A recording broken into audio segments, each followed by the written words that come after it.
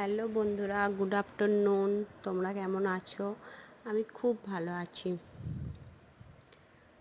আজকে আবার চলে এলাম একটা নতুন রেসিপি নিয়ে। মাংস,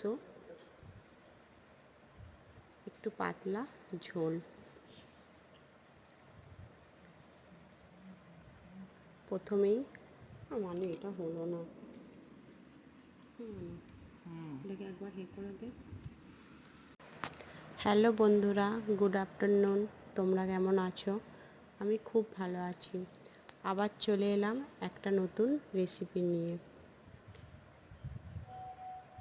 চিকেনের রেসিপি। আজকে রবিবার, একটু চিকেন না হলে হয়, তাই ভাবলাম আজকে চিকেনের একটু পাতলা ঝোল করে ফেলি আর ভাত।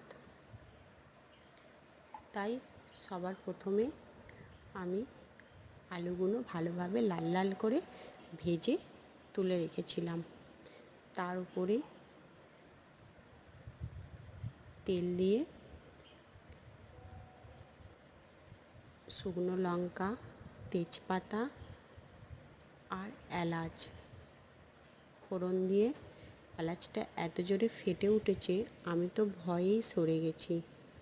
তারপরে পেঁয়াজ দিয়ে, তারপরে সামান্য একটু নুন ছড়িয়ে দিলাম, কেননা পেঁয়াজটা ভাজা হতে অনেকটা দেরি হয়, নুনটা দিলে তাড়াতাড়ি নরম হয়ে যায়। তারপরে আমি টমেটম দিয়ে দিলাম।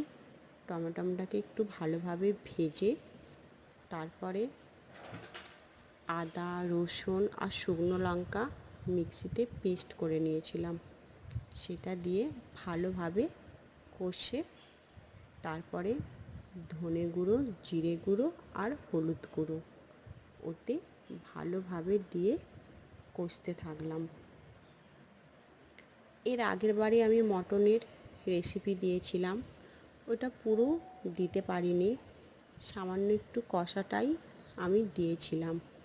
তোমাদের কার কার ভালো লেগেছিল অবশ্যই জানাবে।